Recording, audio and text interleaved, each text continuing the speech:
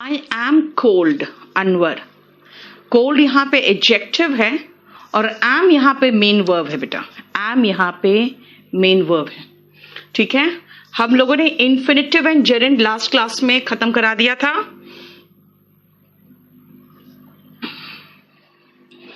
अब एक बार जरा डिस्कस कर लेते हैं। इस बैच में आपको एक रफ आइडिया दे दें कि हम टारगेट 1 में और टारगेट 2 ये दो बैचेस इसमें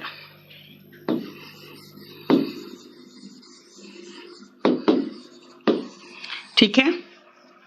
टारगेट 1 में हमने वर्क किया था प्लस 2 वोकैब किया था, ठीक है। 2 शीट्स जो थे वोकैब के, इसमें हमने टेंस से शुरू किया।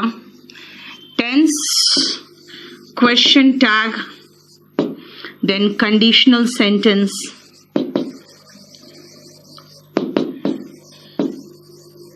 ठीक है। Conditional sentence, then conditional sentence तो अब करा रही हूं, एनीवे ऊपर नीचे हो गया था, कोई प्रॉब्लम नहीं। देन हमने सब्जेक्ट वर्ब एग्रीमेंट का पीडीएफ लोड कर दीजिए, ठीक है। जस्ट अ सेकेंड बेटा, पहले मुझे चैप्टर्स बताते जाओ, इसमें क्या क्या हो गया है। Infinitive, gerund, mood, causative verb, ठीक है। ये हो गया है, फाइन। और इसके साथ अब हम पार्टिसिपल शुरू करेंगे। फिर इसमें वोकैब 3 to 6 कंप्लीट हो गया और लीगल टर्म्स हो गया। जरा बताओ इसके अलावा क्या हुआ है। जेरेंड, मूड हो गया, फाइन। सब्जेक्ट वर्ब एग्रीमेंट, ठीक है। सब्जेक्ट वर्ब एग्रीमेंट परसों हमने करेक्शन करा के तो डाल दिया था यार।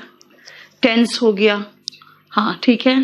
Question tag, syntax, subject verb agreement खत्म हो गया। ये हमारा इतना हम लोग फिनिश कर चुके हैं ना। इसके अलावा कुछ खत्म हुआ है तो बता दो मुझे। सब्जेक्ट वर्ब एग्रीमेंट नहीं लिखा मैंने, ओके। सब्जेक्ट वर्ब एग्रीमेंट ये भी तो खत्म हो गया ना, ये भी खत्म हो गया, ठीक है। ईडियम्स नहीं बेटा, ईडियम्स तो नहीं खत्म हुआ है। प्रोवर्ब्स कहाँ हुआ है? ईडियम्स तो यही सब है ना। 3 to 6 में वही वो क्या सारा मिक्स्ड होता है। लीगल टर्म्स इनकम्प्लीट है, रियली में। लीगल टर्म्स हमने पूरा का पूरा आपको उसमें दे दिया है ना। देखो तो एक बार आपके पोर्टल में लोड किया है हमने लीगल टर्म्स पूरा कंप्लीट करा के अच्छे से, है ना। हाँ, वो कैप 6 इनकम्प्लीट है, ओके ठीक है। वो कैप 6 आज कंप्लीट कर लेंगे, वो कैप 7 में पहुंच जाएंगे, ठीक है। अब देखो इसमें आपका सब्जेक्ट वर्ब एग्रीमेंट के बाद ठीक है, अभी लिख लो। हमें लीगल टर्म्स और वो कैप 6 आज ही खत्म कराऊंगी मैं इनका, ठीक है।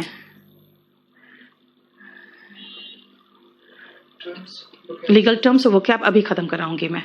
Subject verb agreement and question tag का अपलोड कर दीजिए। लिखो सब्जेक्ट वर्ब एग्रीमेंट और क्वेश्चन टैग। मुझे तो लगता है लोड किया हुआ होगा यार, क्या बात कर रहे हो। सब्जेक्ट वर्ब एग्रीमेंट और क्वेश्चन टैग तो हम लोड किए हुए हैं। फिर वही तो निशा कह रही है डाला हुआ है। करण कोई भी एंटोनिम नहीं कराता बेटा। लिखो लीगल टर्म्स 39 तक हुआ है, 52 तक आज खत्म कराएंगे, ठीक है ना। देख लेना किस डेट में है, उसके बाद में करा दूंगी। नहीं तो फटाफट डाल के दे देना मुझे। नया वाला पेन ड्राइव में नया वाला ले आना। हो गया फाइन। कुलदीप वर्ब बेसिक में बेटा है कुछ नहीं, वर्ब बेसिक में सिर्फ कंफ्यूजिंग वर्ब जो है ना दैट इज इंपॉर्टेंट। वही कंफ्यूजिंग वर्ब मतलब समझो वो क्या होता है। वर्ब बेसिक में हमें टेंस के हिसाब से सिर्फ इतना था कि आपको वर्ब के फॉर्म्स याद होने चाहिए बस, ठीक है, बस इतना ही था। तो वो हम अब कराएंगे बाद में, उसको रहने दो। अब सुनो, यस वही तो कह रहे हैं, डाला हुआ है, एक बार चेक कर लेना तो तुम टारगेट वाले बैच का चेक कर लेना तो। चलो अब मैं कराऊंगी इसमें पार्टिसिपल, ठीक है, उसके बाद मैं कराऊंगी इसमें आपको पार्टिसिपल के बाद इन्वर्जन, ठीक है, उसके बाद मैं पैसिव वॉइस कराऊंगी और फिर नरेशन।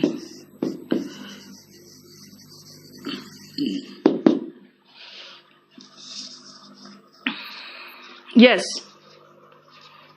विकी, एंटोनिम बेटा कभी याद नहीं करते करण, एंटोनिम आप खाली प्रैक्टिस करते हो। वर्ब बेसिक इंपॉर्टेंट सिर्फ इतना है कि वर्ब बेसिक में वर्ब के फॉर्म्स याद होने चाहिए, वरना वर्ब बेसिक पूरा का पूरा चैप्टर सिर्फ जो मेन पोर्शन वो है कंफ्यूजिंग वर्ब, जो आपके वोकैब वगैरह के लिए इंपॉर्टेंट हो जाता है। हाँ सब अपलोड किया हुआ है ना, हमारा पार्टिसिपल आज अपलोड करा देना, ठीक है, अभी पढ़ाने के बाद पार्टिसिपल अभी कराना है, बाकी हमारा सारा अपलोडेड है, जितना जरूरी था सब कुछ अपलोडेड है। आज मैं वोकैब 6 और लीगल टर्म्स खत्म करा दूंगी, ठीक है। चलो अब आओ हम लोग नेक्स्ट चैप्टर में चलते हैं।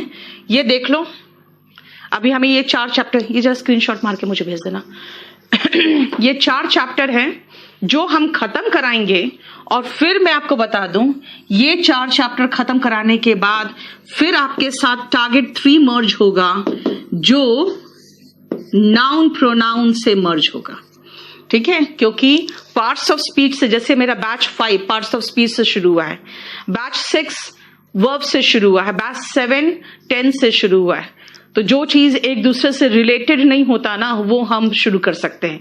लेकिन एक बार टारगेट 3 शुरू हो गया नाउन से, तो फिर उसमें फिर कोई बैच मर्ज नहीं हो पाएगा, ठीक है। विनय क्या हो गया, पार्ट्स ऑफ स्पीच बाद में होगा बेटा, पार्ट्स ऑफ स्पीच बाद में चलेगा। फ्रेजल वर्ब आपको प्रेपोजिशन के साथ होगा, ठीक है। अजनीश वेरी हैप्पी बर्थडे, खुश रहो हमेशा। स्पेलिंग का एरर तो मुझे लगता है बेटा हमने शायद यहीं पर करा दिया होगा, स्पेलिंग से ही पर कराते हैं, वर्ब के साथ ही स्पेलिंग्स कराते हैं, स्पेलिंग्स इसके साथ ही हुआ होगा, ठीक है। एक सेकेंड सुनो, डिलीट मारो, डिलीट मारो, एक सेकेंड रुकना।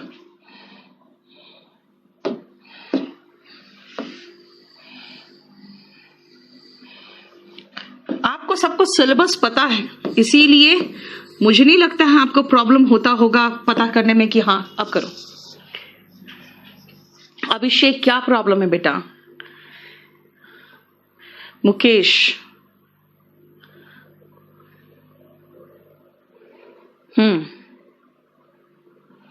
वर्ब एडवांस कंप्लीट नहीं हुआ है अभी पार्टिसिपल और इन्वर्जन के बाद वर्ब एडवांस खत्म होगा। सुनील आर्या, ये आर्टिकल एडजेक्टिव एडवर्ब सब आएगा, noun pronoun adjective adverb conjunction article वो सब वहां जाएगा, ठीक है। ये टारगेट 3 के साथ पार्ट्स ऑफ स्पीच चलेगा। स्पेलिंग्स निशा आप लोग का टारगेट 1 में हुआ होगा।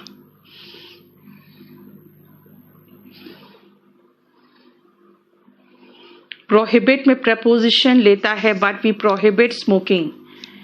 प्रोहिबिटेड देम लगा दोगे बेटा तब ना आपको फिर लगाना पड़ेगा, ठीक है। करण अभी तो नहीं आ पा रहा बेटा, मैं तो यहीं इसी में इतनी बिजी हो गई हूं मैं कुछ नहीं कर पा रही हूं, ठीक है। इसी चक्कर में इतनी बिजी हूं मैं कुछ भी नहीं कर पा रही हूं। हाँ जो एकदम नया वाला है ना वो लेके आना। चलिए पार्टिसिपल शुरू करें। मैंने जैसे पढ़ाया है बेटा मैंने वैसे लिख दिया है, ठीक है। अगर टारगेट 1 वाले कहेंगे हमें स्पेलिंग्स नहीं हुआ तब मैं देखूंगी, ठीक है। अब आ जाओ पार्टिसिपल में। सबसे पहले पार्टिसिपल का ये पेज देखो, फिर आगे बढ़ेंगे।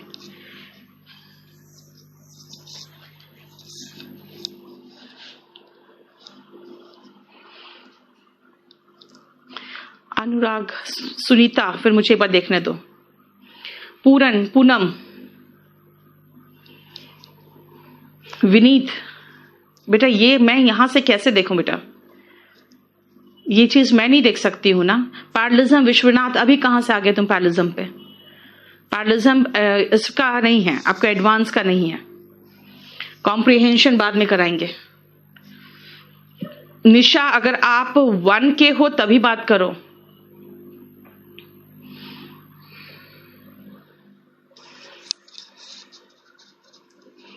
ओके आलोक, चलो मैं देख लेती हूँ, एक बार मैं चेक कर लेती हूँ।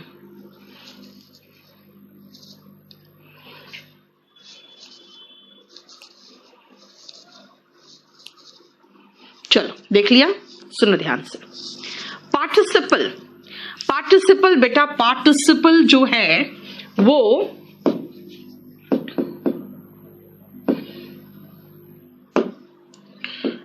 पार्टिसिपल V1 ing होता है। अगर आप प्रेजेंट पार्टिसिपल की बात करोगे तो V1 ing होता है। पास्ट पार्टिसिपल की बात करेंगे तो V3 होगा। भाई ये तो वर्ब के फॉर्म्स दिख रहे हैं। प्रेजेंट पार्टिसिपल V1 ing और पास्ट पार्टिसिपल का मतलब है V3। इसका मतलब ये तो हमें दिख रहे हैं वर्ब के फॉर्म्स। अगर ये वर्ब के फॉर्म्स है, वर्ब के फॉर्म्स है, तो फिर पार्टिसिपल क्यों? फिर सीधा वर्ब बोलो, है ना? फिर सीधा चेतना। आप लोग शायद समझ में कुछ भी नहीं आता यार, तुम लोग को समझ में कुछ भी नहीं आता यार। अपना टारगेट बैच देखो ना कौन सा है, और उसके बाद देख लो अगर नहीं हुआ है तब बताओ। अब जैसे मुकेश कह रहा है स्पेलिंग नहीं हुआ है, अगर वो टारगेट 1 वाला कह रहा है स्पेलिंग नहीं हुआ तो मैं चेक करूंगी, ठीक है? आप टारगेट 1 टारगेट 2 कुछ तो लिख के बात करोगे ना। नहीं हुआ है, नहीं हुआ। चेतना, आप जब टारगेट 2 के हो तो आपका कैसे हो जाएगा 1 और 2? इसीलिए एकदम समझ में या तुम लोग जानने आगे बढ़ने वाले हो इंस्पेक्टर, और एकदम कॉमन सेंस नहीं रहेगा तो कहां से तुम लोग से बात करें? पता है, इसलिए टीचर्स छिपाते हैं, एक बैच का दूसरे बैच से छिपाते हैं। उनको पता है कि बच्चों के समझ में आएगा नहीं, वो हल्ला मचाएंगे, मेरा नहीं हुआ, मेरा नहीं हुआ। मैं जितना पारदर्शिता के साथ पढ़ाना चाहती हूं, तुम लोग उतना दिमाग खराब कर देते हो। अभिषेक, पढ़ाई से रिलेटेड बात करोगे तभी मैं कर पाऊंगी, क्योंकि वीडियो डाउनलोड ऑप्शन ज्योति कब मिलेगा, मेरा ब्लैक हो जा रहा है, ये प्रॉब्लम है, वो प्रॉब्लम है। मैं टेक्निकल प्रॉब्लम अगर निपट सकती ना तो मैं केडी लाइव को कब से अलग हटा के मैं खुद ही अपना केडी कैंपस में ऑनलाइन चलाने लगती। भाई कुछ चीजें, कुछ लिमिटेशंस है जो हम नहीं कर पाते, ठीक है? V1 ing एंड V3 दिख रहा है कि ये वर्ब के फॉर्म्स है। भाई ये वर्ब के फॉर्म्स है। अगर वर्ब के फॉर्म्स की बात कर रहे हैं तो फिर वर्ब पढ़ाओ। ये क्या पार्टिसिपल क्या है? अब सुनो ध्यान से। अगर मैं ये कहूं कि भारत एक डेवलपिंग कंट्री है, आप लोग पहले ही पढ़ चुके हो, किसी नाउन की विशेषता बताने के लिए हम एडजेक्टिव का प्रयोग करते हैं, ठीक है? नाउन की विशेषता बताने के लिए हम एडजेक्टिव का प्रयोग करते हैं, ठीक है? विनीत, आपने कहा है टारगेट 1 में स्पेलिंग नहीं हुई है, फाइन, ठीक है, चलो मैं देख लेती हूँ। अब सुनो, जब हम नाउन की विशेषता बताने के लिए कोई भी शब्द लगा रहे हैं जो नाउन की विशेषता बता रहा है, अगर मैं कहूं India is a good country, he is a good boy, यानी कि देखो नाउन ये बॉय है, इसकी विशेषता बताने के लिए हम गुड यानी कि एडजेक्टिव का प्रयोग कर रहे हैं, है ना? नाउन की विशेषता बताने के लिए हम एडजेक्टिव का प्रयोग कर रहे हैं। इसका मतलब है कि ये आया देखो नाउन के पहले, तो ये भी तो नाउन के पहले। भाई गुड की जगह पे हमने डेवलपिंग लगा दिया, इसका मतलब है ये भी तो वर्ब होते हुए भी एडजेक्टिव का काम कर रहा है। और जरा देखो आईएनजी फॉर्म में है, तभी तो ये पार्टिसिपल कहलाया। भाई कुछ नया नाम तो देना ही पड़ेगा, क्यों? क्योंकि वर्ब का काम हमने पढ़ लिया है, वर्ब के प्लेस पे होगा। दिनेश, सबका मैसेज पढ़ रही हूं। अब आप बोलोगे तो मैं मैसेज खड़े होकर पढ़ते रहूं, बताओ। हाँ सुनो, वर्ब का काम है क्रिया बताना। यहां वर्ब काम कर रहा है किसी की विशेषता बताने के लिए। अगर वर्ब विशेषता बताने का काम कर रहा है तो वो वर्ब होते हुए भी एडजेक्टिव का काम कर रहा है, यानी वो वर्ब की तरह आईएनजी थर्ड फॉर्म ले रहा है, लेकिन काम एडजेक्टिव का कर रहा है। वही तो पार्टिसिपल है, देखो, राइट, वही पार्टिसिपल है। जैसे India is a developing country, boiling water, देखो पानी जो उबलता हुआ पानी था। स्कैल्डेड का मतलब होता है बेटा जला देना। जब कोई गर्म पानी या तेल इत्यादि से, मैंने तरल पदार्थ से, है ना, लिक्विड से जल जाता है ना, तो वर्ड होता है यूज स्कैल्ड। बॉइलिंग वाटर, देखो बॉइल आईएनजी फॉर्म में। I need a writing pad. I need a sewing machine. I need a washing machine. I need a frying pan. बोलोगे सब में ING लगाए हुए हो, है ना। इसका मतलब है कि हम ING फॉर्म लगा के वर्ब में उसको एडजेक्टिव के रूप में इस्तेमाल कर रहे हैं। खाली ING फॉर्म, अभी तो V3 फॉर्म भी लिखा था। फिर जरा देखो नेक्स्ट पेज।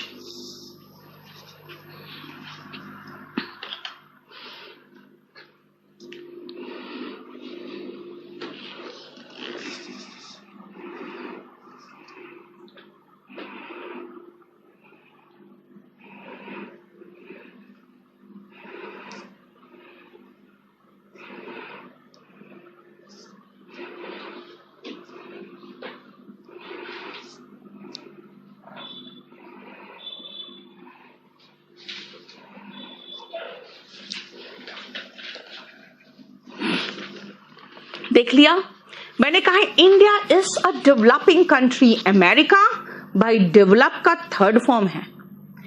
अच्छा, पानी वहां पे उबल ही रहा था जिससे बंदा जल गया, लेकिन यहां पे जो पोटैटोस है वो ऑलरेडी उबल चुका है। देखो थर्ड फॉर्म। एग्रीमेंट कैसा है? जो ऑलरेडी लिखित बन चुका है। इसका मतलब है कि हम लोग इन सभी में एक चीज देख रहे हैं, क्या? इन सभी में जो नाउन है उसकी विशेषता बताने के लिए ये देखो थर्ड फॉर्म है ना। यानी कि हमने आईएनजी फॉर्म भी लगा के देख लिया और थर्ड फॉर्म भी लगा के देख लिया। लेकिन डिफरेंस क्या है भाई? डिफरेंस क्या है? डिफरेंस तो कुछ नहीं दिख रहा है मुझे। हाँ है डिफरेंस, देखो ध्यान से। आपको इस पेज में लगेगा आपको कि भाई कंट्री अभी भी डेवलप हो रहा है। यहां पे पानी उबल ही रहा था तभी जल गया वो।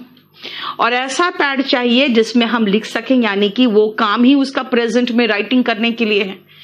लेकिन यहां पे अमेरिका हो चुका डेवलप्ड, पोटैटोस ऑलरेडी बॉइल्ड हो चुका था और एग्रीमेंट ऑलरेडी बन चुका था। यानी कि जो प्रेजेंट का एहसास कराए वो V1 ING। बेटा मैश का मतलब होता है ना, जब उबला हुआ आलू को आप मैश करते हो तो एक पल्प बनता है ना, मुलायम सा पल्प, इसलिए मैश करना होता है, उसको कुचलना।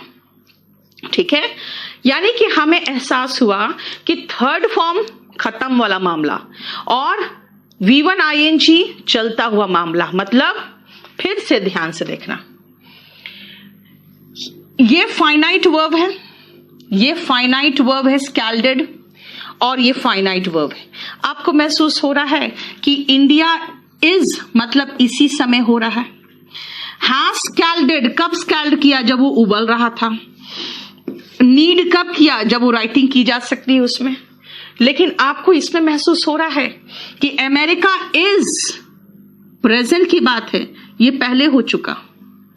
मैश करो किसको? जो हो चुका, और मुझे दिखाओ कौन सा जो पहले बन चुका। इसका मतलब है कि फाइनाइट वर्ब और non finite verb same time space का हो रहा है, सेम टाइम का है, तब V1 ING यानी प्रेजेंट पार्टिसिपल।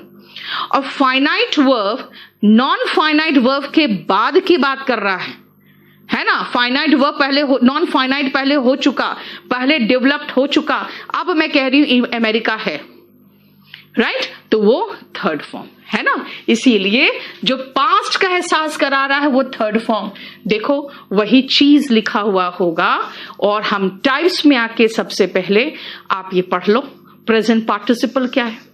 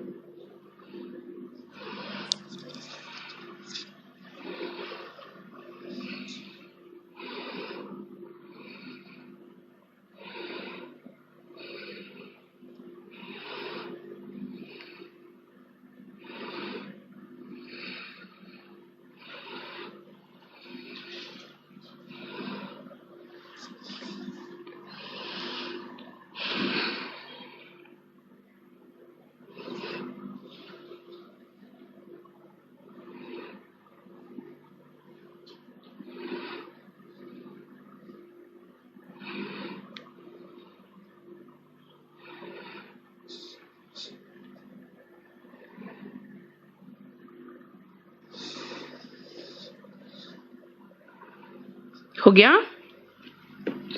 देखो ध्यान से पार्टिसिपल। पूछा क्या डाउट है। She prefers dash dinner as she is not good at cooking.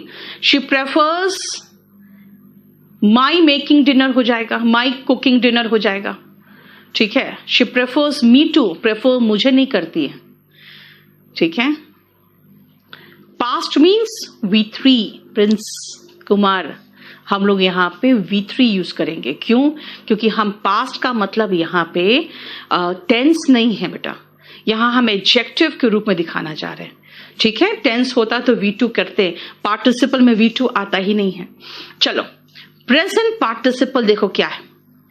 Non finite verb जिसका प्रयोग एडजेक्टिव के रूप में होता है, जो एक्सप्रेस करता है प्रेजेंट एक्शन को in relation to the time expressed by the finite verb and is in V1 ing form is called present participle. क्या कहा है मैंने? सबसे पहले वर्ड जो यूज किया है मैंने नॉन फाइनाइट वर्ब। एक बात बताओ, ये तो शुरू से बता रही हूं मैं, क्या बता रही हूं मैं कि इन्फिनेटिव, जेरेंड और पार्टिसिपल तीनों क्या है? तीनों नॉन फाइनाइट वर्ब है। हो गया। क्यों नॉन फाइनाइट वर्ब है भाई? वो ना टेंस पर डिपेंड करता है ना पर्सन पे। I want to go, I wanted to go, she wants to go, to go का टू गो ही रहा। I avoid cutting trees, he avoided cutting trees, मतलब इधर कुछ भी किया कटिंग ही रहा। इसका मतलब है कि ये एक तो नॉन फाइनाइट वर्ब है जो टेंस पर और पर्सन पे यूज पर डिपेंड नहीं करता। यूज्ड एज एडजेक्टिव अभी तो बताया, which expresses present action in relation to the time expressed in the finite verb। मैंने तो कहा India is a developing country। Finite verb जिस टेंस में है उसी काल में वो उधर वाला भी है। मान लो हमारा इंडिया डेवलप हो गया, ठीक है, और डेवलप्ड बन गया। मैं कह रही हूं India was a developing country, तो वॉज पास्ट बता रहा है ना, तो डेवलपिंग भी उसी का काल बता रहा है। फाइनाइट वर्ब वो होता है बेटा जो टेंस के अकॉर्डिंग चेंज करता है। यानी अभी मेरा इंडिया क्या है? इंडिया अभी डेवलपिंग कंट्री है। मान लो हम डेवलप्ड हो चुके, तो मैं आपको अपना भूतकाल बताऊंगी कि तुम्हें पता है हमारा देश है ना डेवलपिंग कंट्री था। मान लो मैंने पास्ट बताया, तो डेवलपिंग कब का है? पास्ट का ही। यानी फाइनाइट वर्ब के ही टाइम का एहसास कराएगा। ये फाइनाइट वर्ब के ही टाइम का एहसास कराता है। यानी वो कब जला? जब पानी उबल रहा था तब, है ना, तभी तो उस समय पानी उबल रहा था, उसने उसको जला दिया, राइट। लेकिन यहां पे देखो ना, अमेरिका इज क्या? A developed country. भाई ये पहले हो चुका, अब ये काम खत्म है। खत्म होके जो हमें एक फिनिश्ड प्रोडक्ट मिला है ना, जो एक फिनिश्ड प्रोडक्ट मिला वो है डेवलप्ड कंट्री का, और वो फिनिश्ड प्रोडक्ट अभी है, लेकिन अभी वो डेवलप नहीं कर रहा है, डेवलप्ड हो चुका। वही तो यहां पर एक्सप्लेन कर रही हूं मैं कि वो प्रेजेंट एक्शन बताता है। कब का प्रेजेंट एक्शन? जिस काल में फाइनाइट वर्ब है उसी के काल का। किस फॉर्म में आता है? आईएनजी फॉर्म में। बस ठीक है। लेकिन ये जो पोर्शन है ना, ये वाला पोर्शन, ये समझाने के लिए मुझे आपको नेक्स्ट एग्जाम्पल समझाऊंगी, तभी समझा पाऊंगी उसको। ठीक है, नेक्स्ट एग्जाम्पल समझाऊंगी तभी उसको समझा पाऊंगी। इसलिए पहले आप इस एग्जाम्पल को देखो। बेटा रानू क्या लिखते हो? अब बिकम का भी थर्ड फॉर्म में बिकम्ड लगाओगे। बिकम का थर्ड फॉर्म बिकम है, become, became, become.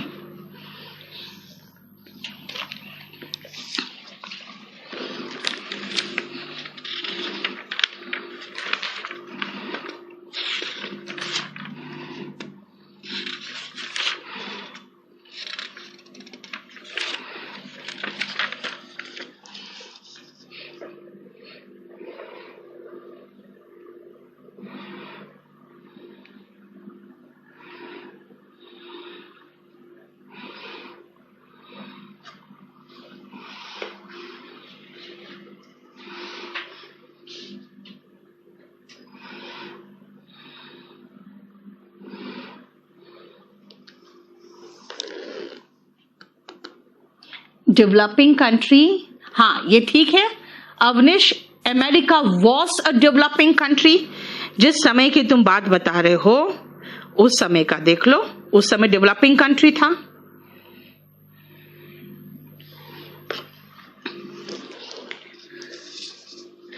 Dangling participle, रुक जा भी, इतनी हड़बड़ी किस बात की है? जिंदगी भर इंग्लिश पढ़ानी आदर्श, अभी इतनी हड़बड़ी हो गई तुम्हें? सुनो, सबसे पहला बीइंग इल, कौन था बीमार? मैं। आई डिड नॉट कम, कौन नहीं आया? मैं। ओके, काम मेरा खत्म। क्यों? मुझे जरूरत नहीं पहले भाग के लिए कोई सब्जेक्ट का रीजन। भाई बीच में आई आया ना, वो इधर का भी सब्जेक्ट का काम कर लिया और इधर का भी सब्जेक्ट का काम कर लिया, है ना? बीच में बैठा हुआ बंदा दोनों परिवार संभाल लिया। क्लियर? ठीक है, अब सुनो ध्यान से। दोनों तरफ के लिए ये आई अकेला काम आ गया। मतलब वापस चलो, जो कहना चाह रही हूं, मैं कहना चाह रही हूं कि अगर दो एक्शंस एक साथ हो, साइमल्टेनियस का मतलब एक साथ, तो ऑफ कोर्स एक साथ ही तो हो रहा है, यानी कि सेम टाइम दर्शाना चाहिए, एक साथ, एक ही टाइम। जिस समय की बात हो रही है उसी समय इंडिया डेवलपिंग कर रहा है। The subject of the second action, second action का जो सब्जेक्ट है वो अपने आप फर्स्ट एक्शन का भी सब्जेक्ट बन जा रहा है। देखो ध्यान से, फर्स्ट एक्शन का भी सब्जेक्ट अपने आप बन जा रहा है, यानी कि हमें अलग से सब्जेक्ट लगाने की जरूरत बिल्कुल नहीं है। देखो, कोई जरूरी नहीं है मुझे इल के लिए अलग से सब्जेक्ट लगाने की। क्यों? क्योंकि अगर दो एक्शन साइमल्टेनियस है, भाई एक ही समय पर है। क्यों? बीमार थी उसी समय नहीं आई ना, अलग अलग थोड़ी हुआ है। तो सेकेंड भाग का सब्जेक्ट अपने आप फर्स्ट भाग का भी सब्जेक्ट बन गया। और बोलोगे बीइंग क्यों आया मैम? मैंने तो कहा है सेम टाइम पर, जिस समय इंडिया इज उसी समय डेवलपिंग। तो देखो डेवलपिंग लिखा, वही चीज मैंने यहां कहा कि कब नहीं आई? जिस समय बीमार थी। बीमार थी इसलिए नहीं आई, बीमार होने के कारण नहीं आई, है ना? लेकिन यहां पे मैं एक नया पॉइंट सिखाना चाह रही हूं कि देखो, कौन इल था? नहीं दिया। आई डिड नॉट कम, अच्छा ठीक है, इल मैं थी। कैसे पता भाई? कोई सब्जेक्ट नहीं है तो ये आई, इसका भी तो सब्जेक्ट का काम कर रहा है। यानी मैंने क्या कहा था भी? मैंने कहा था अपने आप बन जाएगा, सेकेंड भाग का सब्जेक्ट अपने आप फर्स्ट भाग का भी सब्जेक्ट बन जाएगा। लो क्लियर? सेकेंड भाग का सब्जेक्ट अपने आप फर्स्ट भाग का भी सब्जेक्ट बन जाएगा। और दिस समटाइम्स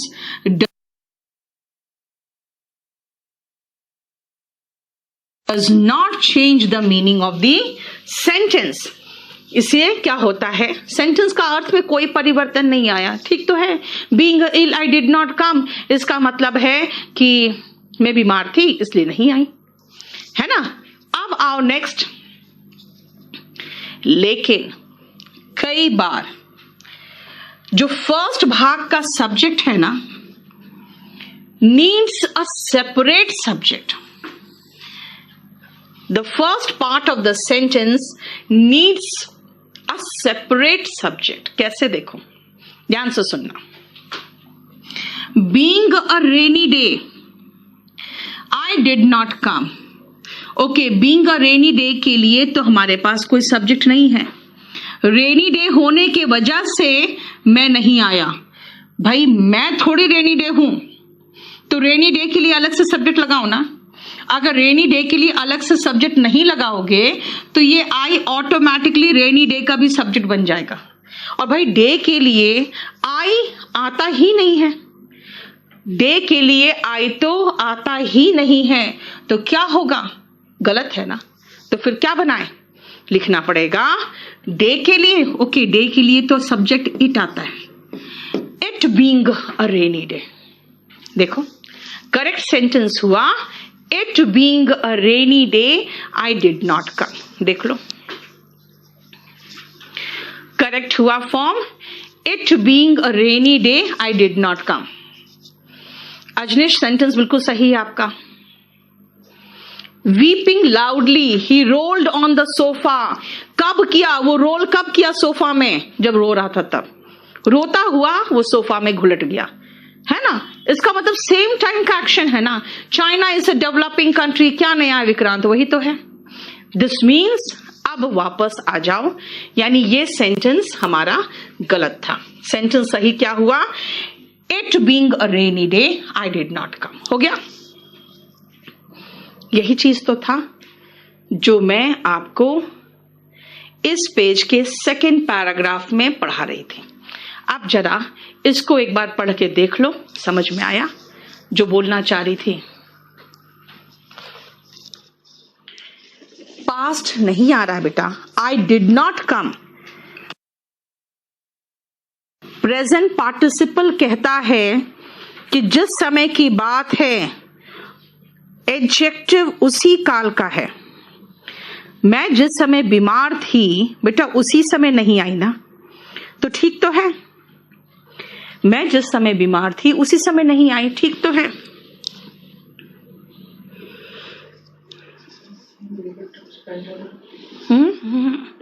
फिर फंस जाता है। हो गया। अब आओ नेक्स्ट पेज में, हमने being ill I did not come समझा दिया और it being a rainy day I did not come समझा दिया। लेकिन जरा देखो डैंगलिंग पार्टिसिपल क्या है, एक बार रीड करो फिर समझ में आएगा।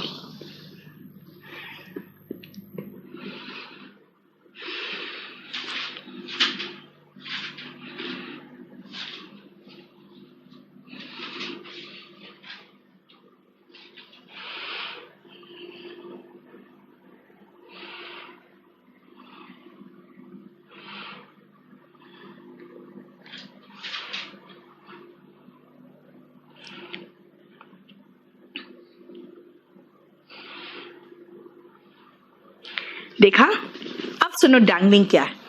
डैंगलर्स ऐसे भी जानते हो, लड़कियां तो जानती हो कि डैंगलर्स क्या है। जो लटकन होते हैं उनको डैंगलर्स कहते हैं ना। डैंगलिंग मतलब कुछ भी लटकता हुआ। अब आपको खुद महसूस होगा कि भाई यहां पर तो नहीं, लेकिन यहां पे आपको एक किनारे पर वर्ब का आईएनजी फॉर्म लटका हुआ है, जो इस व्यक्ति का विशेषता बता रहा है कि वो क्या था, बीइंग इल था। आपको खुद महसूस होगा कि ये लटका हुआ है और इसको सहारे की जरूरत पड़ रही है आई से, है ना। इसको सहारा देने के लिए आई है। यही तो डैंगलिंग पार्टिसिपल है। डैंगलिंग पार्टिसिपल का मतलब होता है जो कहीं पर डैंगल कर रहा हो, यानी लटका हुआ है। आपको महसूस नहीं हो रहा है लटका हुआ है? देखो, here being is dangling participle. Dangling participle occurs at the beginning of a sentence and so hangs on to some subject. किसी सब्जेक्ट का सहारा इसको चाहिए। यहां पे आई के सहारे बैठा हुआ है, यहां पर डैंगलिंग नहीं है, देखो ना, ये इट बगल में ही है इसके, ये किसी दूसरे के सहारे के भरोसे नहीं है। और डैंगलिंग पार्टिसिपल सामान्यता यूजुअली वाक्य के शुरू में आता है। ठीक है, देखो कोई प्रॉब्लम यहां तक clear? Being a rich man he always helps poor, बिल्कुल सही है विक्रांत, बिल्कुल सही है, क्योंकि रिच मैन कौन है? ही। हेल्प कौन करता है? ही। दोनों की तरफ का काम चल गया। लेकिन क्वेश्चन आपको बेटा यहां से नहीं देगा, क्योंकि इतना तो आपको आता है, मान के चलते ही इतना तो आता है। क्वेश्चन जहां से आता है वो देखो, क्वेश्चन जहां से आएगा वो देखिए।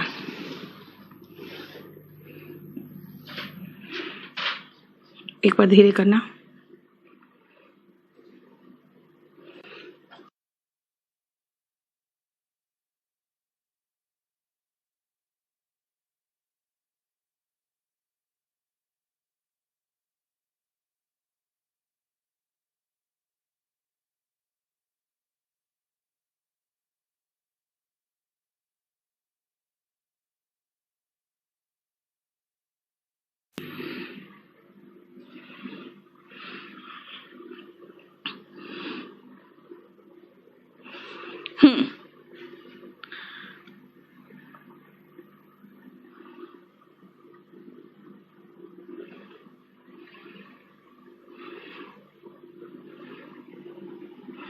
सुनो चंदन, कहना ये 4 पेज दिया है, इसका जरा प्रिंट आउट निकालते हैं।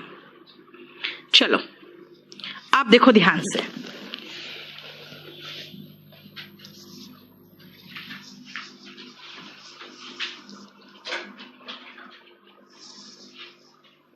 ओके, ब्रैकेट में टी लिखा हुआ है। एक सेकेंड बेटा,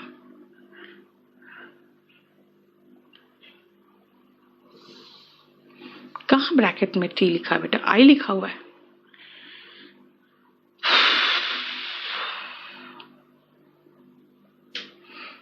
ठीक तो है, देखो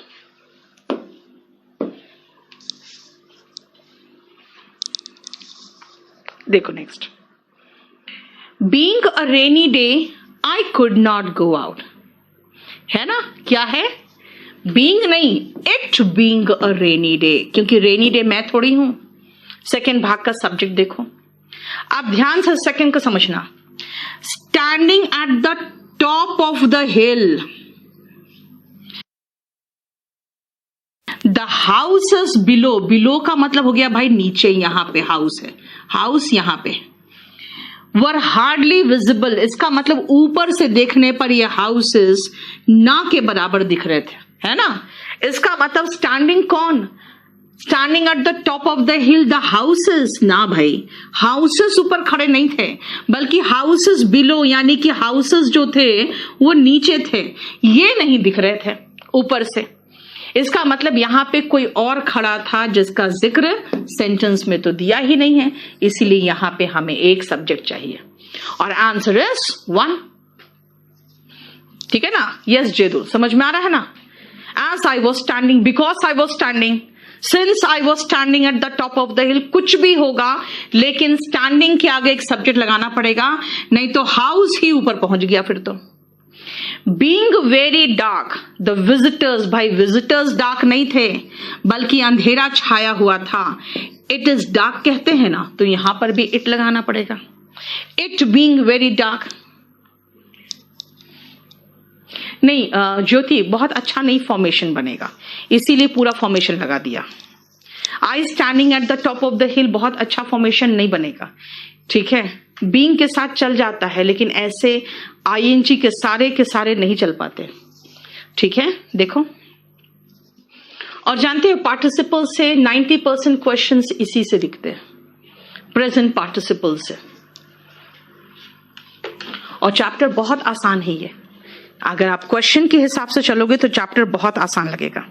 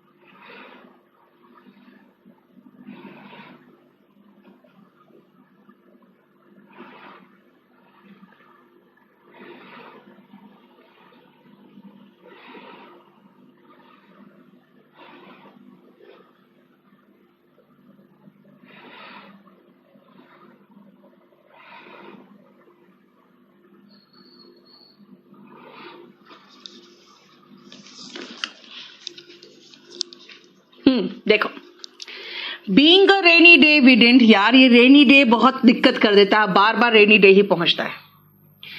riding across the battlefield, battlefield युद्ध के मैदान के अक्रॉस राइड कौन कर रहा था? भीष्म।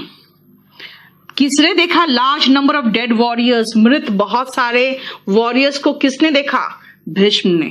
ठीक तो है। गलती कहां है भाई? प्रॉपर नाउन के साथ आर्टिकल नहीं आता, गलती आर्टिकल का था। फॉर्मेशन दिया, देखो क्या, ठीक है,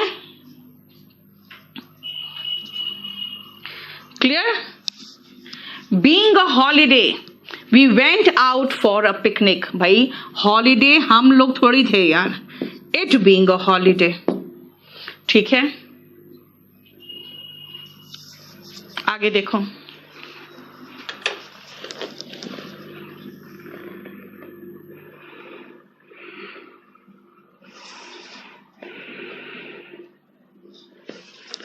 क्या लिख रहे हो आलोक? काटल। काटल यार ग्रुप ऑफ कंपनीज होता है, जैसे कुछ काम करने के लिए कंपनीज यूज करते हैं ना, जैसे पेट्रोलियम का कंपनीज जो नहीं होते सारे मिलके कार्टेल बना लेते हैं, दाम ही कम होने नहीं देते, तो वो होता है कार्टेल ग्रुप।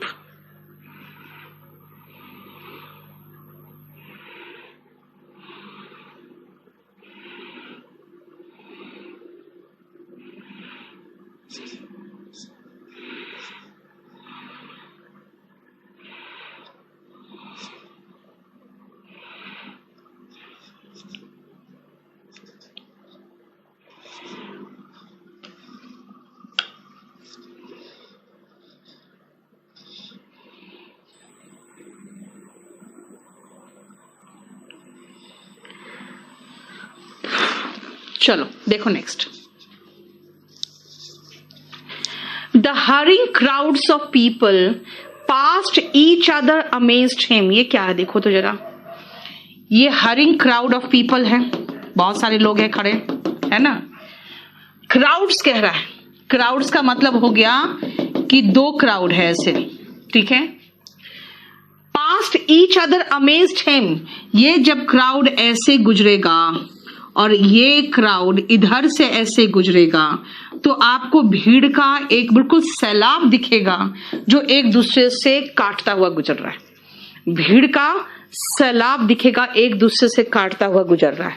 अगर एक दूसरे से काटता हुआ गुजर रहा है तो गुजरता हुआ इज पासिंग, यानी कि जो हड़बड़ी में जो दो क्राउड थे लोगों के, जो एक दूसरे से गुजर रहे थे, एक दूसरे से होते हुए गुजर रहे थे, उसको देखकर ये बिल्कुल अचंभित रह गया, देखकर अचंभित रह गया। ठीक है, बताओ कोई प्रॉब्लम? 7 का मीनिंग बता दिया मैंने। आलोक ये तो बिल्कुल गलत सेंटेंस बनाए हो, सेंटेंस बिल्कुल गलत है। क्योंकि वो सेम टाइम पे नहीं हो रहा है। जो रिया ने मर्डर किया और सीबीआई अरेस्ट की है, दोनों सेम टाइम पे हुआ है क्या? कि आप प्रेजेंट पार्टिसिपल लगा दोगे? जरा बताओ तो। Visitors to the zoo are amazed by the monkeys. कैसे monkeys? जो केजेस में खेल रहे होते हैं, है ना? जब आप विजिट करते हो उस समय monkeys क्या कर रहे होते हैं? खेल रहे होते हैं। तो खेल रहे होते हैं तो प्ले का प्लेइंग होगा, और ऐसे भी प्लेइंग, और ऐसे भी याद रखना कि monkeys playing in the zoo ऐसे यूज करते हैं हम लोग, है ना? क्लियर?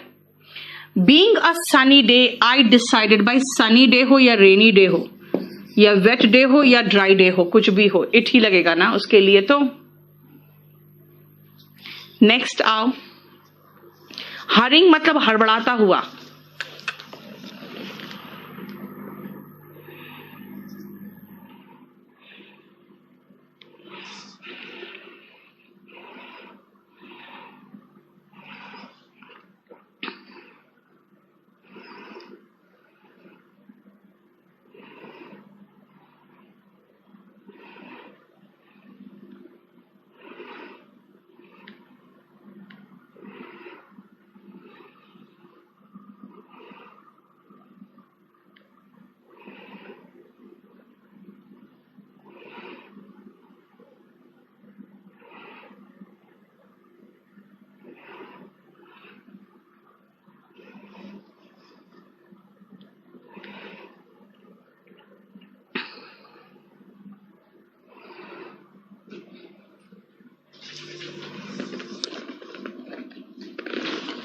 नेक्स्ट आओ।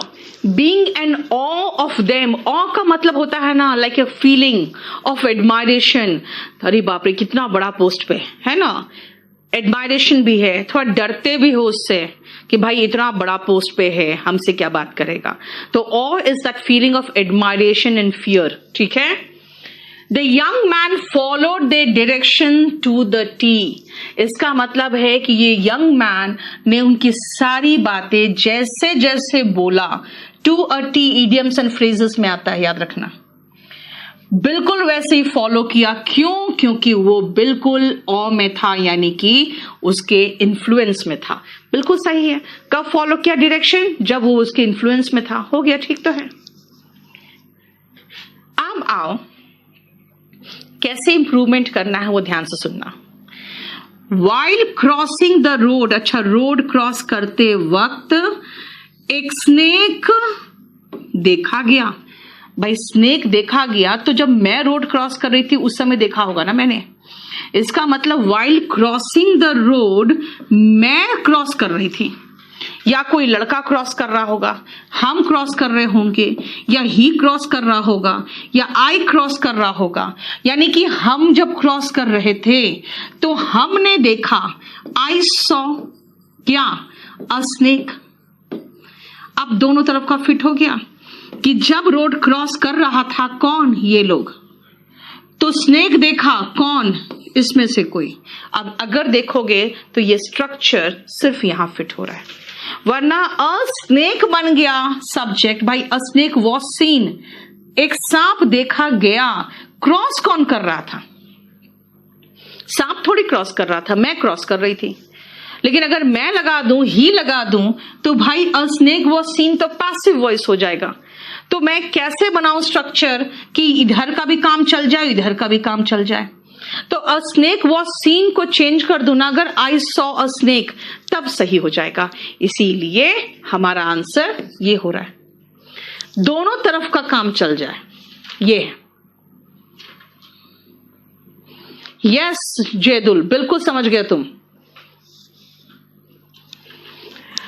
कुलदीप, पीपीटी का अगर निकलवाओगे प्रिंट आउट तो ब्लैक निकलेगा, बिल्कुल बहुत गंदा निकलेगा, क्योंकि जितना भी डार्क है ना वो सब ब्लैक हो जाता है। मत निकलवाओ प्रिंट आउट, कोई जरूरी नहीं है। अपने फोल्डर बनाइए और उससे पढ़िए। जरा देखो इसको,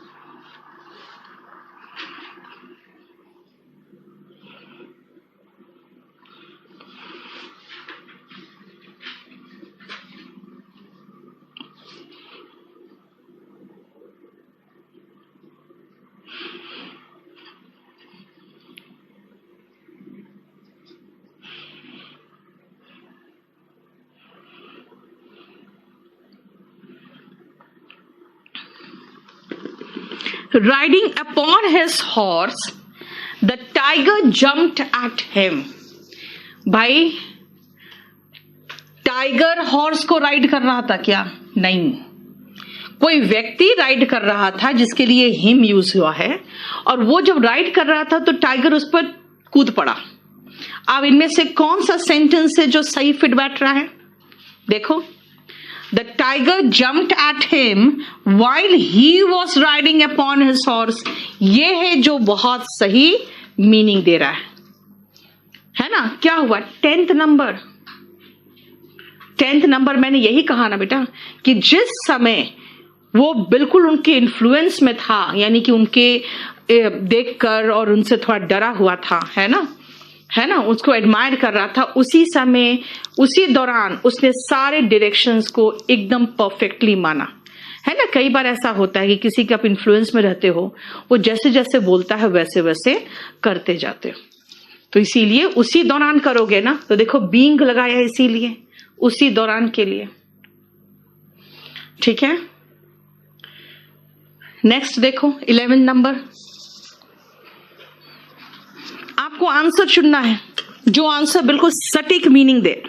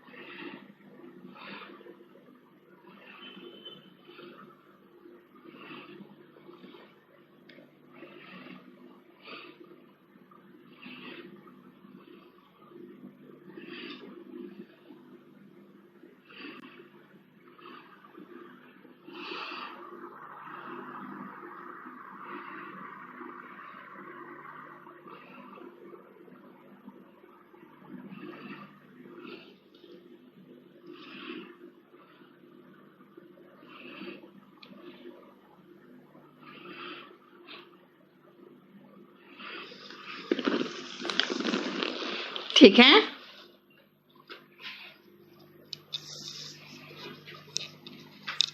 विक्रांत 161 कम है बेटा, फिर भी काफी इंप्रूवमेंट है, बहुत अच्छी बात है। चलो देखो next. Walking along the road an old man run over the lorry. Run over का मतलब होता है बेटा कुचल देना। रन ओवर जो वर्ड है ना, रन ओवर का मतलब होता है कुचल देना। भाई ये आदमी थोड़ी कुचल देगा इस लॉरी को। लॉरी मतलब वही हुआ ना, ट्रक वगैरह, है ना। लॉरी को आदमी थोड़ी कुचलेगा, लॉरी को आदमी नहीं कुचलेगा, आदमी को लॉरी कुचलेगा ना। आप देखो कौन सा सही लग रहा है। The lorry run over an old man. कौन सा ओल्ड मैन? जो चल रहा था रोड पे, ये हुआ, है ना।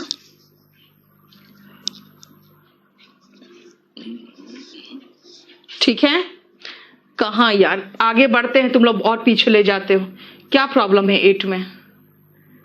मंकीज क्या कर रहे होते हैं उस समय जब विजिटर्स जाते हैं? तो वो खेल रहे होते हैं, उसी टाइम की बात हो रही है, तो प्लेइंग होगा।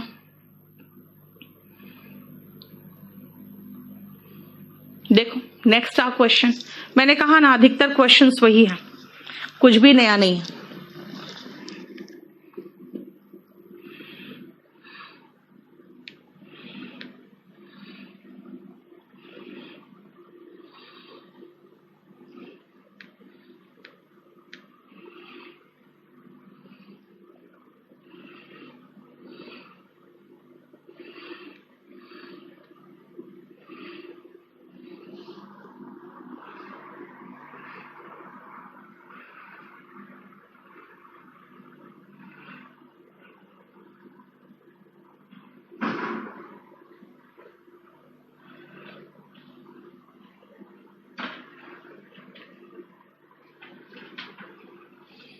देखना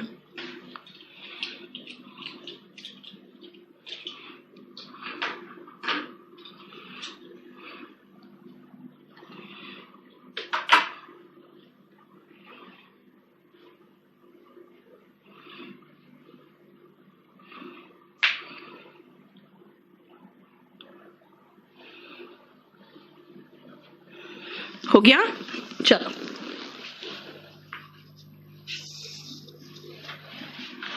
बीइंग, फिर से यार क्या बकवास क्वेश्चन है। Sitting on the hill top the sun, बेटा द सन नहीं बैठा होगा हिल टॉप पे, बल्कि कोई व्यक्ति बैठा होगा जो सन को नीचे जाता हुआ वॉच करेगा, है ना?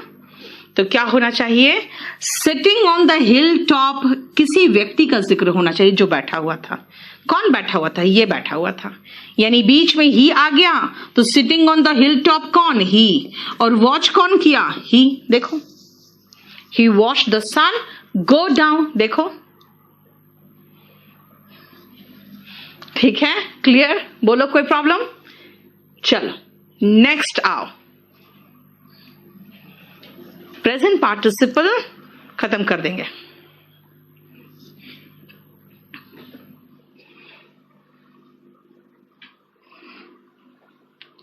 निशा थोड़ा सा मेहनत करो बेटा, सब होगा।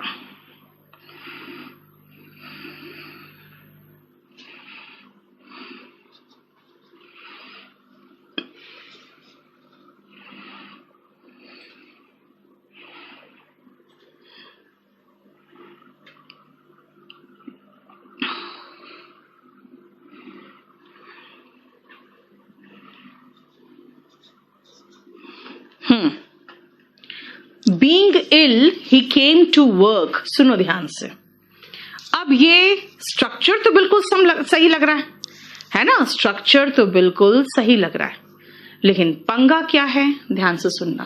पंगा ये है, कहना चाह रहा है कि इल होने के वजह से वो काम पे आया।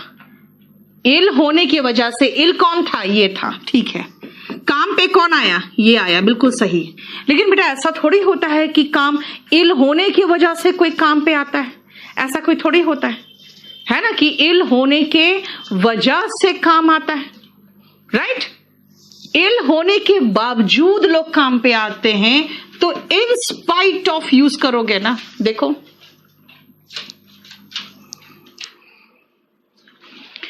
यस विक्रांत, अभी तो आपका आधा भी नहीं खत्म हुआ है। मैंने कहा ना आपको, नाउन, अभी तो पार्ट्स ऑफ स्पीच तक भी नहीं पहुंचे हो आप लोग, यानी आधा भी नहीं खत्म हुआ अभी। देखो, इन स्पाइट ऑफ बीइंग इल, इसका मतलब कि इल होने के बावजूद, वेट डे हो या ड्राई डे हो, कोई भी डे हो, हमें तो इट चाहिए भाई। लो, अब कहोगे इट वाला ऑप्शन तो कोई नहीं है, तो क्या करें? ठीक है, जो मीनिंग दे वही लगाओ ना। As it was a wet day, क्योंकि वो गीला सा दिन था, यानी बारिश हो रही थी, वो घर पर ही रुक गया। हो गया as it was a wet day, क्योंकि वो वेट डे था, क्योंकि बारिश हो रही थी, है ना? सेंटेंस को मीनिंगफुल बनाना है, दैट्स इट। ठीक है, अब हम लोग पेज नंबर 14 में रुक रहे हैं। ठीक है, पेज नंबर 14 में रुक रहे हैं हम लोग। प्रेजेंट पार्टिसिपल खत्म कर लिए, आ जाओ लीगल टर्म्स खत्म कर ले। हो चुका था,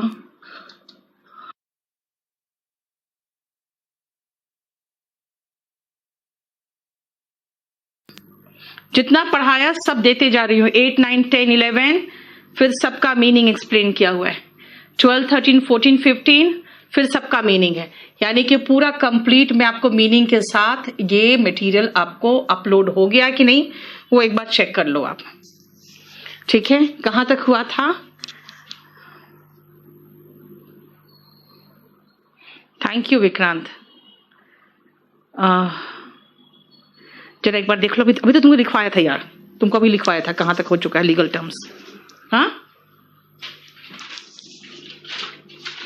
चलिए 39 तक हो चुका है। चलिए अब आओ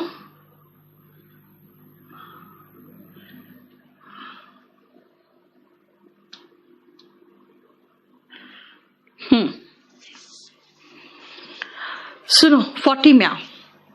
officially accusing someone of a crime, किसी व्यक्ति को ऑफिशियली दोष लगाना, मतलब इलीगल कोई टर्म नहीं होता बेटा। लीगल और इलीगल सबका मतलब एक ही चीज हुआ ना, कि लीगल जो नहीं वो इलीगल है।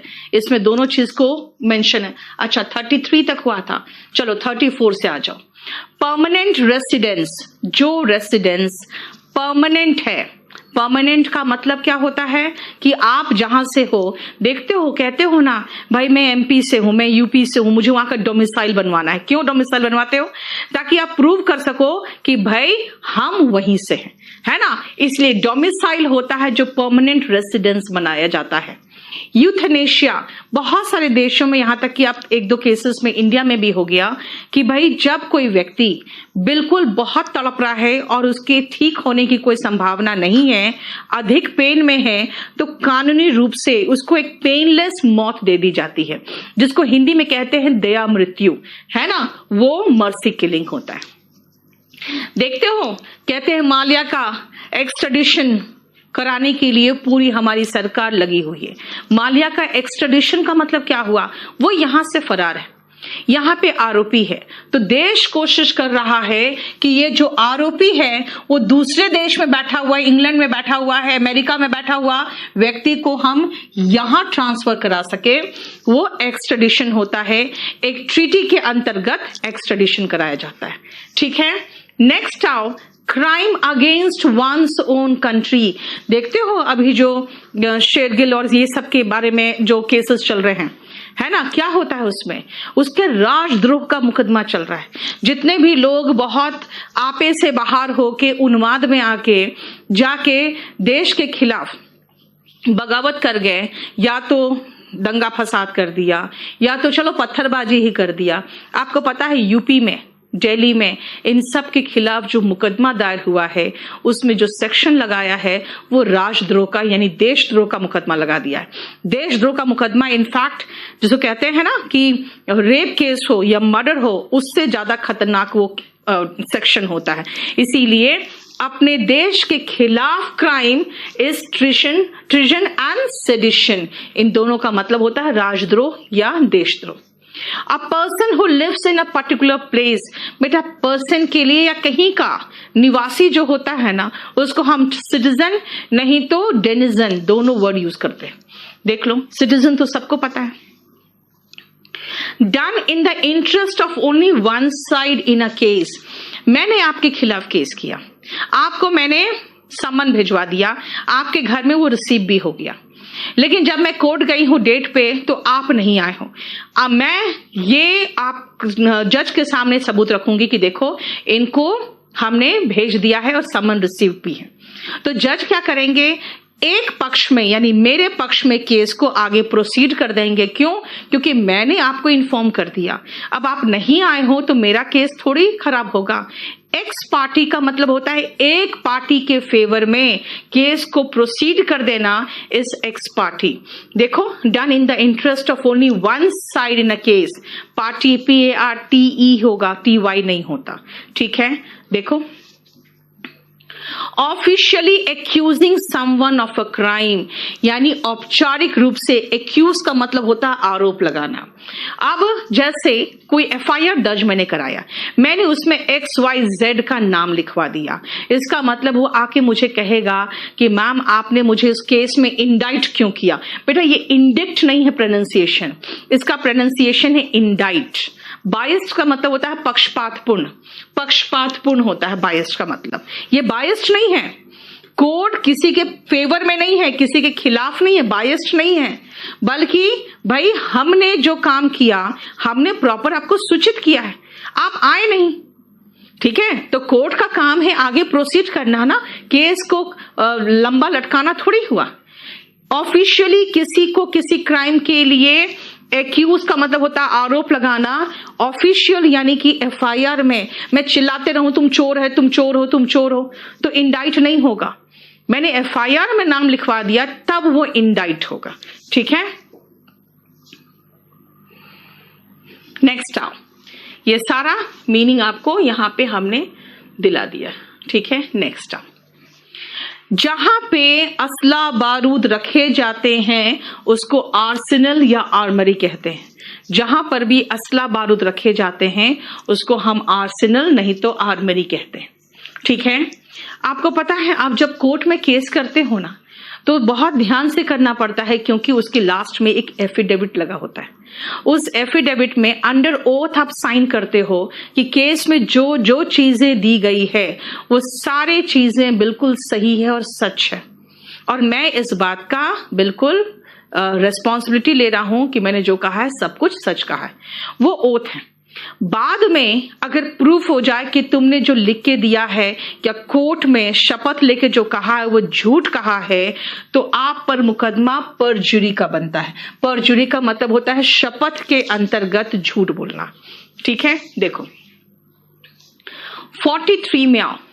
किसी का पीछा करते हो, जैसे कई बार आप किसी लड़की के घर से स्कूल छोड़ने जाते थे, है ना, कॉलेज छोड़ने जाते हो, कॉलेज में उसके पीछे पीछे घर तक आते हो, है ना, तो वो क्या है, स्टॉकिंग है, वो एक क्राइम है।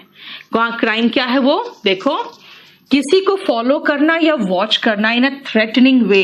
थ्रेटनिंग इसलिए कहा गया है क्योंकि कई बार ऐसा होता है कि अगर लड़की रेडी नहीं होती है तो लड़का उसकी हत्या भी कर देता है। तो वो थ्रेटन ही तो कर रहा है ना एक तरह से, कि या तो तुम मेरी बात मानो, नहीं तो मैं कुछ भी कर सकता हूं। राइट। आजकल तो ऑनलाइन स्टॉकिंग भी लोग करते हैं। जब पता करते हैं कि अच्छा वो कहाँ गई थी, किसके साथ फोटो है, तो वो उसका ऑनलाइन फेसबुक वगैरह देखकर वो पता करता है कि ये कहाँ कहाँ गई है। तो इसीलिए आजकल ऑनलाइन स्टॉकिंग के खिलाफ भी केस बना है कि आप किसी का पीछा नहीं कर सकते। ठीक है। वेग्रेंसी आओ। वेग्रेंसी ध्यान से सुनना क्या है। कई बार सुनोगे कि अच्छा गरीब है ना, भिखारी है, पैसे दे दो। फिर कई लोग कहेंगे नहीं नहीं, भिखारी को भीख नहीं देना चाहिए। क्यों? क्योंकि वो एक क्राइम है, पता है। और क्राइम में अगर आप भीख दे रहे हो ना तो कहते हैं हाँ एबेटमेंट टू क्राइम कर रहे हो, है ना, एबेटमेंट टू क्राइम करते हो। एबेटमेंट टू क्राइम का मतलब कोई अगर क्राइम कर रहा है और उसका सहयोग कर रहे हो तो एबेटमेंट ही तो हुआ।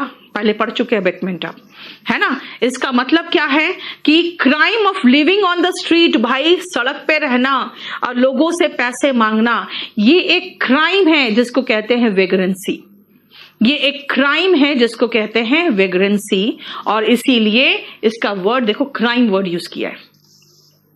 45 और 46 में आपको एक वर्ड दिख रहा है वेव, देखो, है ना, एक वर्ड दिख रहा है वेव।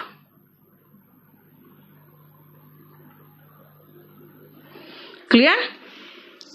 वेव का मतलब होता है कोई भी ऐसा प्रॉपर्टी जो अनक्लेम्ड हो, यानी कि कहीं पर प्रॉपर्टी पड़ा हुआ है जिसका कोई दावेदार नहीं है, ठीक है ना, उसको वेव कहते हैं। या कोई भी बच्चा जिसका दावेदार नहीं है, मतलब जिसके माता पिता नहीं है, सड़क में पड़ा हुआ बच्चा, वो भी वेव है। लेकिन खाली सड़क में पड़ा हुआ कोई बिन माँ बाप का बच्चा फाउंडलिंग भी कहलाता है। और वेव का मतलब अगर देखा जाए तो पीस ऑफ अनक्लेम्ड प्रॉपर्टी या फिर एक बेघर बच्चा को भी वेव कहते हैं। ठीक है। What is hacking? हैकिंग, मैं कहूंगी अगर मेरा फेसबुक अकाउंट हैक हो गया, मतलब किसी ने बिना मुझसे परमिशन लिए मेरे फेसबुक अकाउंट से या तो डेटा डिलीट कर दिया या कुछ मैसेज ऐड कर दिया, या बिना मेरे परमिशन के मेरा जो ईमेल में ईमेल्स था वो हमारे सारे ईमेल को उसने पढ़ लिया, तो ये कहलाता है हैकिंग। जो बिना नॉलेज के, बिना परमिशन के किसी का डेटा या मैसेज को आप यूज करते हो तो वो हैकिंग होता है। ठीक है। हम लोग कहते हैं वो षड्यंत्र कर रहा है, वो षड्यंत्र कर रहा है, तो इंग्लिश में क्या कहे? He is doing conspiracy? नहीं, ही इज डूइंग कॉन्स्पिरेसी नहीं होता, कहते हैं he is hatching a conspiracy. He is doing conspiracy नहीं होता है, he is hatching a conspiracy होता है। बेटा आपने ऑफन कहा है, ORPH, ऑफन का मतलब होता है जिसका माँ बाप नहीं है। यहां पे बेघर बच्चे की बात है, ठीक है, अता पता नहीं है उसके बारे में। क्लियर? बेघर बच्चे की बात है। सो हैच अ कॉन्स्पिरेसी का मतलब क्या हुआ? इसका मतलब होता है षड्यंत्र करना। आप कहोगे हैच का मतलब तो बचपन में पढ़ा था, अंडे का जो अंडा फूटना जिससे बच्चा निकलता है ना, जैसे बहुत दिनों के बाद जब अंडा फूटता है तो द एग्स हैच कहते हैं, है ना। देखो बेटा वहां पर वो हैच का मीनिंग कुछ और है, यहाँ पे हैच का मीनिंग है किसी तरह का षड्यंत्र करना। ठीक है। क्या हुआ अभिषेक?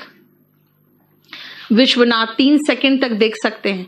बेटा 3 सेकंड को खाली किसी से कुछ बात भी करना तो 3 सेकंड देखते ही हो, ठीक है, लेकिन अगर आप रेगुलर उसको देख रहे हो तो गलत कर रहे हो। नेक्स्ट पेज में आओ।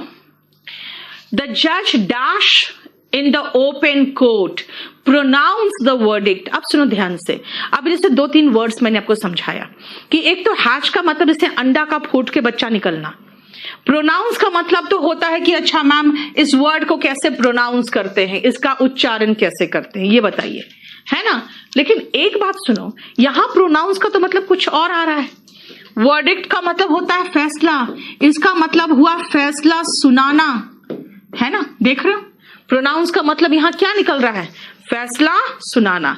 एसाइलम तो वो होता है सुनील जहां पे ऐसे लोग रखे जाते हैं जिनका जो शारीरिक रूप से कमजोर है, जिनको बहुत ज्यादा समय के लिए चाहिए, तो सैनिटोरियम होता है। एसाइलम का मतलब होता है शरण, ठीक है, शरण होता है एसाइलम, जिसको शेल्टर का सिनोनिम में कहोगे। द जज dash in the open court, इसका मतलब हो गया कि फैसला सुनाया। यहां पे उच्चारण करना नहीं है, यहां पे ये सुनाना है, ठीक है। एक लीगल डॉक्यूमेंट जो हम बनाते हैं ये बताने के लिए कि भाई मेरे बाद मेरी प्रॉपर्टी का मालिक कौन होगा, उसको वसीयत कहते हैं, वसीयत कहते हैं।